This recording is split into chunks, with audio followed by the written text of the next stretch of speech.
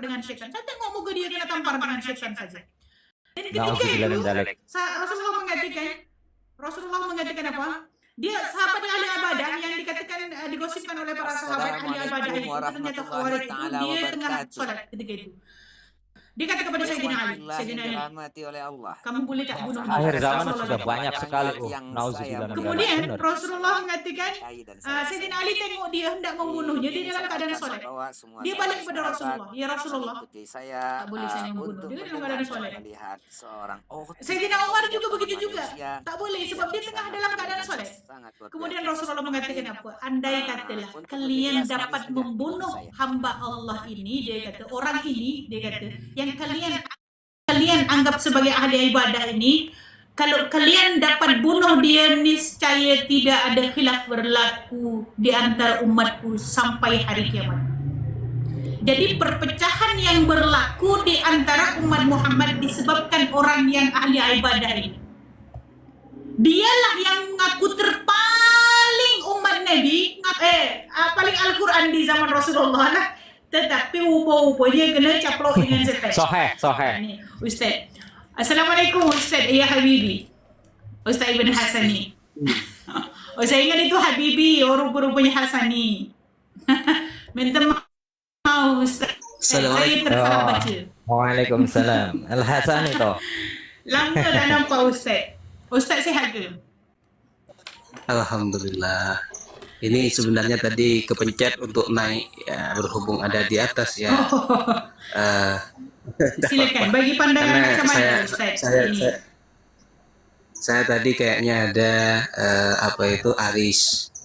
Biasanya Aris itu ketika naik perihal mengenai masalah pembahasan yang tadi, terkadang saya tidak menyimak, terkadang itu menggunakan dari Ad-Darimi, terkadang menggunakan itu.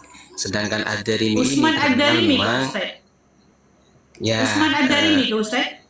Oh, iya. Ya, dikarenakan Ad-Darimi di situ memang diakui oleh para ulama itu adalah musyabbihah.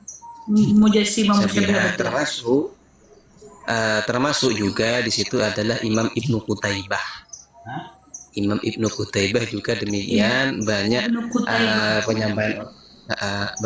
penyampaian ulama mengatakan bahwasanya termasuk mujassim.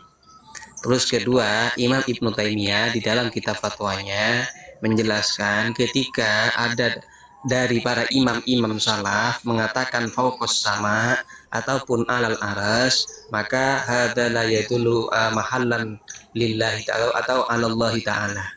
Jadi Imam Ibnu Taimiyah dalam keterangan yang lain mengatakan perihal alal arsy atau fauqas sama, beliau sangat mengecam bahwasanya itu bukan menunjukkan mahal terhadap Allah. Nah, sehingga ketika menyampaikan seperti itu berarti beliau itu adalah tafwid. Apa itu tafwid? Tafwid itu adalah memasrahkan maknanya, keseluruhan termasuk maknanya itu diserahkan.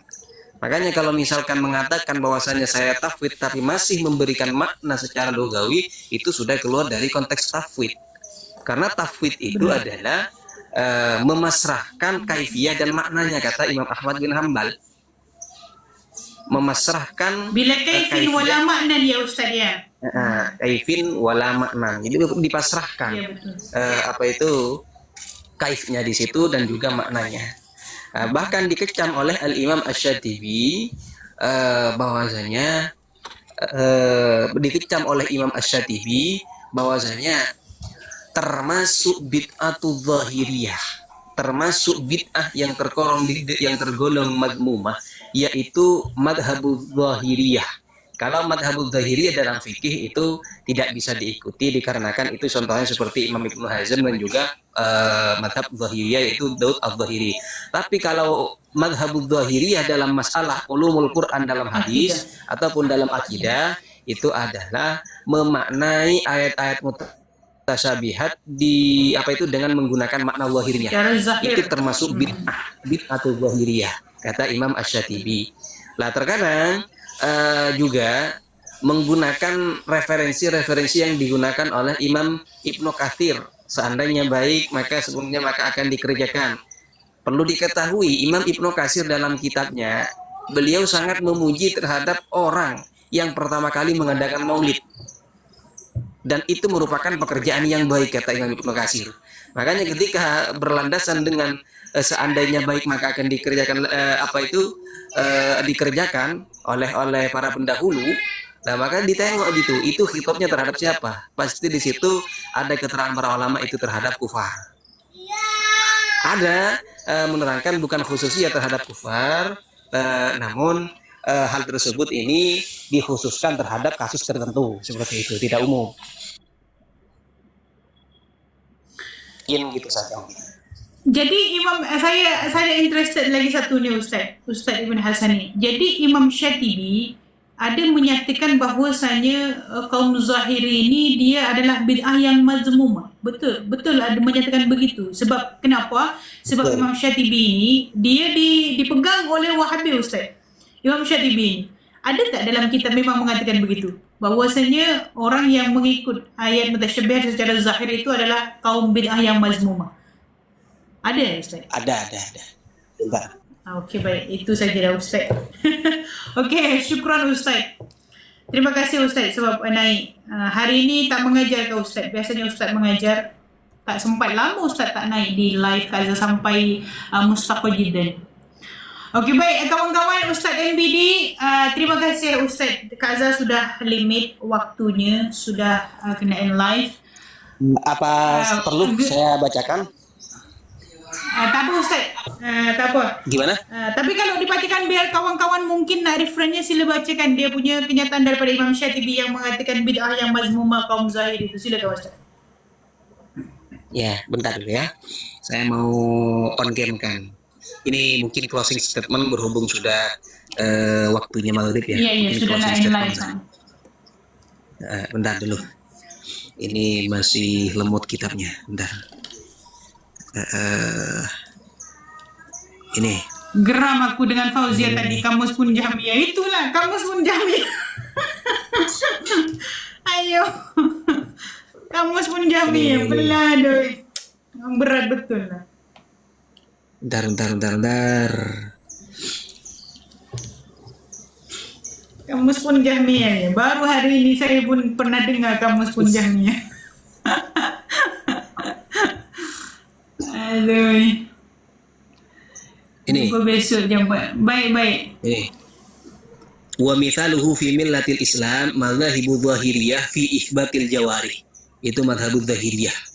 Lirabbi al-munazzah anin naqais minal aini wal yad wal rijli wal wajhi al mahsusat wal jihad wa ghairi dzalika minal thabiti lil muhdatsati. Jadi termasuk di sini juga perkara yang bid'ah muhdasah, yaitu madzhabuz zahiriyah, yaitu madhab yang memaknai Al-Quran secara zahiriyahnya, fi isbatil jawarih, di dalam menetapkan anggota badan ataupun anggota lirabbi terhadap Tuhan, al-munazzahi anil naqais. Tangan, sekalipun mengatakan bahwasanya mempunyai tangan Tak tapi sama. tidak sama dengan tangannya Allah, Tak sama. mempunyai kaki Tapi tapi kalau tidak sudah sama dengan isbat kaki Allah. jawareh, tapi kalau sudah isbat jawareh maka itu dipanggil ahli bid'ah yang hodo ya Ustaz, mazmumah. Ya, al-mujassimah. Jadi kawan-kawan ini Imam Syatibi ni selalu diguna ni. Imam Syatibi selalu diguna oleh Wahabi. Imam Syatibi mengatakan bahwasanya orang yang menggunakan metode menzahirkan makna ayat mutasabbihat secara zahir ayat, secara makna zahir ayat ataupun kita panggil literal, maka orang itu dipanggil mujassimah dan itu dipanggil ahli bid'ah mazmumah yang tercela, yang dipanggil kullu bid'atin dhalalah itu. Jadi ini ahli bid'ah yang dhalalah bila orang itu menzahirkan arti daripada ayat mutasyabihat secara literal menurut Imam Syatibi. Yang perlu apa ahli itu? bid'ah. Yang perlu diketahui, Imam Asy-Syatibi di sini mempunyai konsep berbeda. Yang ini terkadang dibenturkan, berbeda dengan ulama yang lain. Kalau ulama yang lain, ulama yang lain itu membagi ada bid'ah hasanah, ada bid'ah yang madmumah. Ini kalau ulama-ulama yang lain. Kalau Imam Asy-Syatibi itu tidak. Imam Syatibi Bagaimana memang satu ya Ustaz? Kalau Imam Syatibi cuma Memang satu satu. apa? Oh, Iya, tapi pengertiannya seperti gimana? ini, namun disalahartikan. Oh, gimana? Artinya Gimana? seperti ini Gimana maksudnya. itu? Imam Gimana? Asy-Syatibi, kalau misalkan ada sesuatu muhdatsat, sesuatu yang tidak pernah dilakukan oleh baginda Nabi, tapi tidak menyalahi syariat, beliau tidak setuju dikatakan bid'ah. Oh, Seperti itu. jadi di situ ada kelanjutan yang tidak menyalahi ya Ustaz ya. Artinya kalau tidak menyalahi, kalau di dalam ulama yang lain di situ memberikan definisi kalau misalkan tidak menyalahi syariat ataupun wafaqas syariah, maka itu adalah bid'ah hasanah. Tapi kalau Imam Asy-Syatibi tidak, itu yang kalau misalkan di situ tidak dilakukan oleh baginda Nabi, tapi itu mencocoki, tidak berseberangan dengan syariat, masaudirus syariah, maka Imam Syafi'i mengatakan, oh ini bukan bid'ah hasanah, ini justru ini bukan bid'ah. Nah, itu maksudnya dari Imam Syafi'i. Oh, malah lebih Dia tidak tinggi, mengatakan bid'ah saja ya Ustaz ya. Justru bunuh diri kalau pakai Imam Asy-Syatibi. Bunuh dirinya bagaimana? Karena Imam Asy-Syatibi di situ tidak mendudukan pada kategori bid'ah kalau itu cocok dengan syariat. Bahkan itu syariat jadi namanya. maksud Imam Syatibi itu maksudnya muhdas yang terkeluar daripada syariat, maka itu dikatakan bid'ah. Bila ia tidak terkeluar daripada syariat keseluruhannya, maka itu tidak bid'ah. Begitu ya menurut Imam Syatibi, Ustaz. Faham? Artinya seperti ini. Ustaz, terima kasih. Apa itu? Ini kan di bawah. Itu pemahaman dari Ibnu Hasani, bukan dari ulama. Oke, kita buka dulu sebentar ya Kak, sebentar kitabnya. Bagaimana? Oh, ada yang membantah. Mana ada yang kata begitu, Ustaz? Ya, ini Yulianto, ini cuma dia tim Hore. Iya. Ini aja itu hanya tim Hore, orang yang tidak tahu iya. kitab seperti itu. Orang yang tidak tahu kitab berkomentar seperti itu. Tim Hore lah tepatnya. Ntar saya bacakan referensinya dulu. Lebih enak. Bentar. Kalau Yulianto ini memang terkenal, sudah terkenal tim Hore. Iya, fitnah ini emang dahsyat sekali sih akhir zaman anak. Makanya kalau saya pribadi termasuk bid'ah yang sangat tersesat di situ adalah rela dengan kebodohan. Tidak mau belajar, hanya menjadi tim Hore. Ruwadito. Ya. Bentar saya bacakan.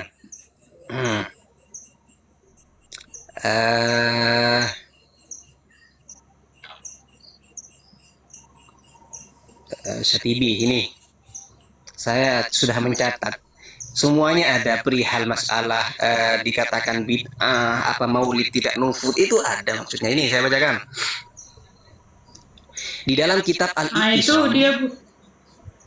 Ya, di dalam kitab Al-I'tisam, perihal tanggapan Imam Asy-Syatibi terhadap pembagian bid'ah menyampaikan anna hadzal taqsim amrun mukhtara'un.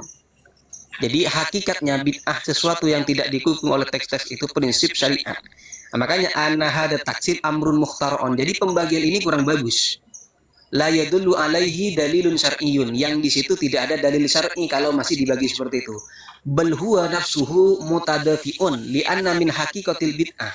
Karena sesungguhnya hakikatnya bid'ah alla yadulla alaiha dalilun syar'iyyun, yaitu tidak ada dalil syar'i. Itu hakikatnya bid'ah.